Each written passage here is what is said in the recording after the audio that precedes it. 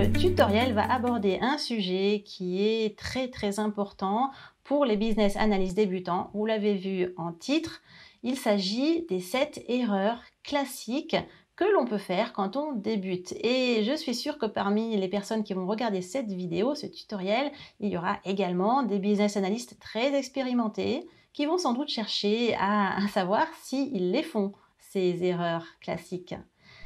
Alors, quand on est débutant, on doit affronter de très gros défis. En tout cas, quand on est business analyst en particulier. Pourquoi? Parce que on exerce un métier qui est au carrefour de nombreuses disciplines. Évidemment, l'activité économique de l'entreprise, également lorsqu'on est dans le cadre de projets de système d'information, tout ce qui est technologique, et également on est au carrefour de la gestion de projets.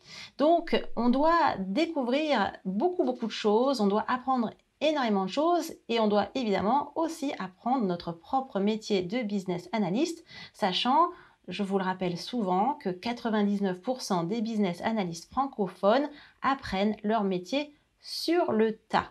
Donc, si vous voyez cette vidéo et que vous avez l'impression de vous reconnaître parmi les 7 erreurs classiques, sachez que vous faites sans doute partie de l'énorme majorité des business analysts francophones qui ont appris leur métier sur le tas et qui font ces erreurs classiques. Et puis, sachez que quand j'ai commencé, je les ai moi-même toutes faites ou presque. C'est pour ça d'ailleurs que je suis capable de faire ce tutoriel, je sais de quoi je parle. Si vous voulez en savoir plus sur la business analyse, je vous invite à regarder les autres vidéos de cette chaîne. Vous en saurez ainsi beaucoup plus sur ce métier d'avenir qui est vraiment au carrefour d'énormément de disciplines passionnantes et qui est vraiment un métier d'avenir de plus en plus demandé par les entreprises. Donc je n'expliquerai pas davantage ce qu'est cette discipline. Je vais vraiment me focaliser sur les 7 erreurs que font les business analystes débutants. La première de ces erreurs, c'est d'accepter toutes les demandes. L'un des problèmes autour du rôle de business analyst est que bien qu'il soit incontournable dans un contexte projet, et notamment informatique, eh bien c'est un rôle méconnu. Si, par exemple, on reprend cet exemple de business analyst en système d'information, vos interlocuteurs, ça va être par exemple le chef de projet, la maîtrise d'ouvrage, l'équipe de développement, eh bien, toutes ces personnes, toutes ces parties prenantes ont une vision très partielle, voire erronée, du rôle de business analyst, de sa valeur ajoutée, de son périmètre. Et bien entendu, vous le savez vous-même, vous avez souvent également une vision mal définie de ce que vous devez faire. Par conséquent, comme les parties prenantes ont une idée un petit peu floue de ce que vous faites, eh bien, vous êtes souvent invité à de nombreuses réunions, parfois inutiles, et puis vous constatez que souvent, vous récoltez toutes les patates chaudes hybrides qui, dès qu'il y a une problématique métier, hein, entre guillemets, ou dès qu'on ne sait pas qui doit le faire, eh bien, comme par hasard, ça arrive sur le bureau du business analyst. Comme le business analyst débutant n'a pas une compréhension suffisante de son périmètre, de son métier, il accepte tout, voilà, il s'éparpille et se sent souvent débordé et inefficace. Donc cette première erreur, c'est d'accepter toutes les demandes. Bien entendu, pour ne pas faire cette erreur classique, c'est de ne pas toutes les accepter. Encore faut-il être formé. C'est pour ça que c'est important de vous renseigner sur le périmètre de ce métier. Deuxième erreur, confondre le fond et la forme. Alors un business analyst débutant attend en général que son responsable hiérarchique lui dise quoi faire et quand le faire. Par exemple, moi quand j'ai commencé, le chef de projet me disait quand réaliser les spécifications fonctionnelles détaillées et quand les livrer, à quel moment. Donc j'avais un livrable identifié par le chef de projet et une date de livraison. Je n'allais pas plus loin que ça, j'exécutais ce que me demandait le chef de projet. Si vous débutez, effectivement, vous êtes souvent sur des tâches de conception fonctionnelle et de test fonctionnel, de test métier ou encore de formation utilisateur où on va vous demander de faire par exemple les guides utilisateurs.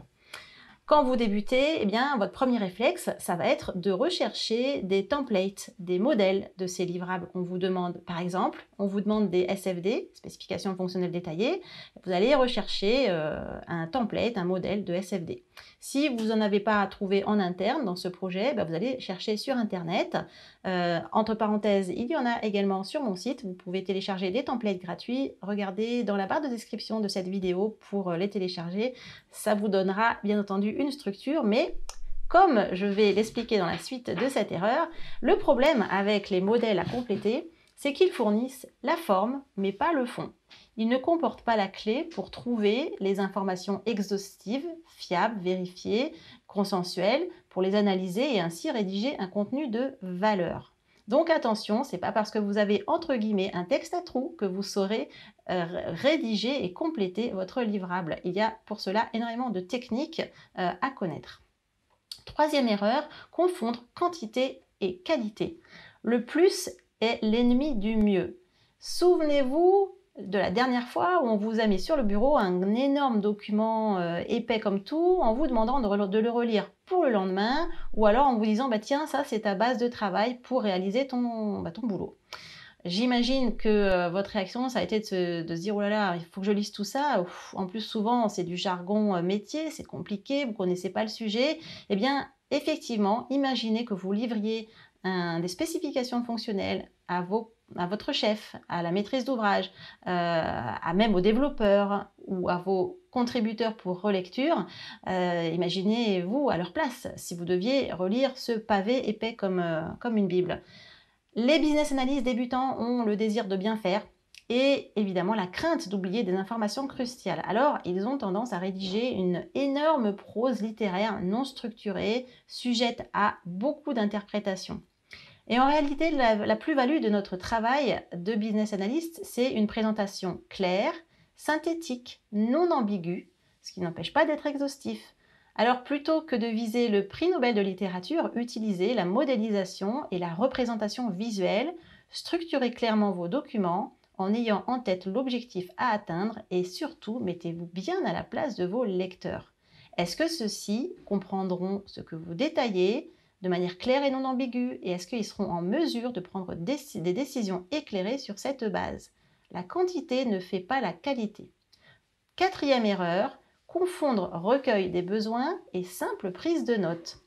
Et ici, j'aurais presque envie, d'ailleurs je vais le faire, de citer l'un de mes clients qui m'a dit un jour découragé « J'en ai marre des business analysts juniors que m'envoient les sociétés de services, ils ne font que prendre en note ce qu'on leur dit. Je n'ai pas besoin d'un secrétaire, mais j'ai besoin de quelqu'un qui réfléchit, qui me challenge et me permette de trouver des solutions. » Recueillir les besoins métiers ne signifie en aucun cas uniquement interroger les collaborateurs et puis prendre pour argent comptant ce qu'ils vous répondent. L'élicitation va bien au-delà d'une simple prise de notes. Il s'agit de comprendre, d'approfondir, d'analyser, de synthétiser, de vérifier et de rechercher une position consensuelle entre les avis divergents. Cinquième erreur, ne pas savoir sélectionner les techniques d'élicitation appropriées. Alors l'élicitation, c'est quoi? C'est tout simplement le recueil d'une information exhaustive, fiable, vérifiée et consensuelle. Donc vous voyez, ça va bien au-delà de la prise de notes. D'ailleurs, ça n'est pas une prise de notes parce qu'on peut éliciter en faisant autre chose que des techniques d'interview ou d'atelier de travail. Mais bien entendu, quand vous débutez, vous n'êtes pas formé aux techniques d'élicitation. Et la plupart du temps, quand on commence, on recueille les besoins, en tout cas on pense que ce sont des besoins, en lisant des documents ou en interrogeant les contributeurs du projet sans avoir forcément bien préparé à l'avance.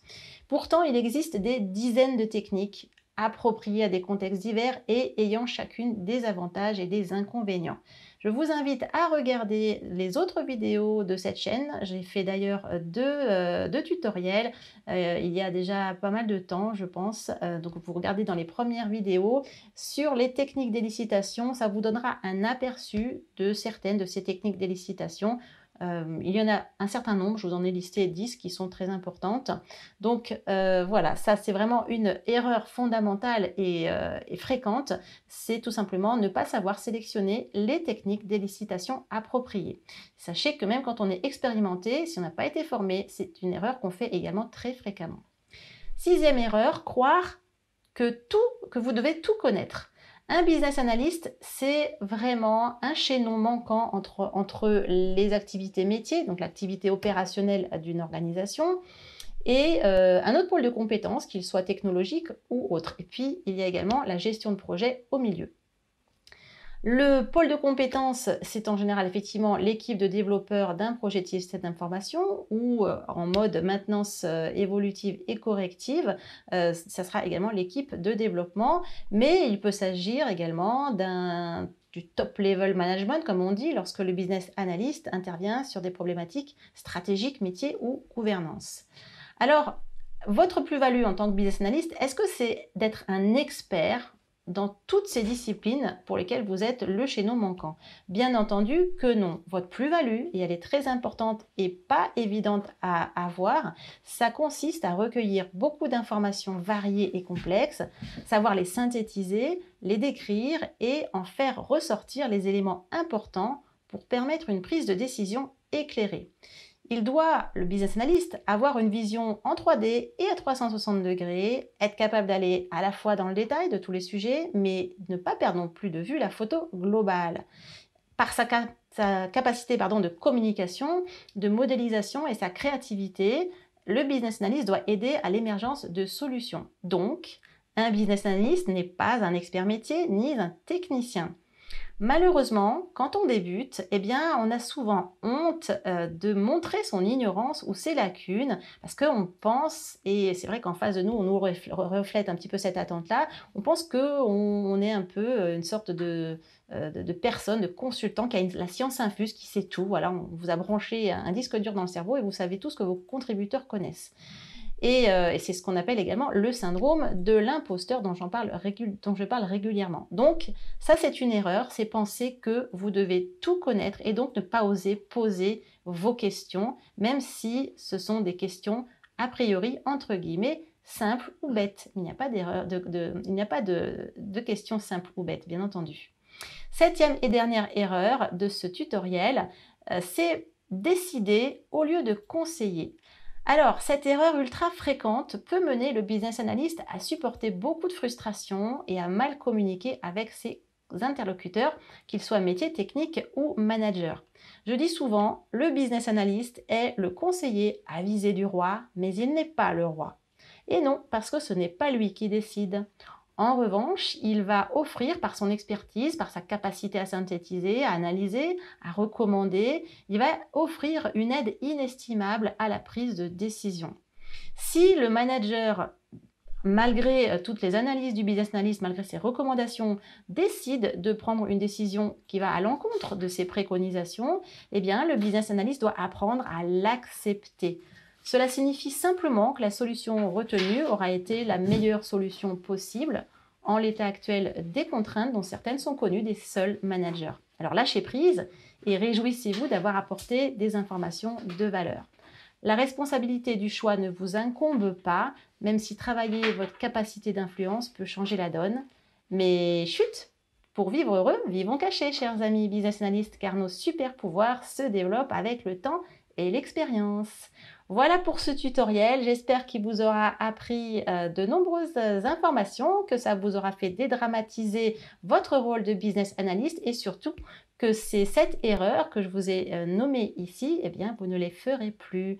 Bye tout le monde!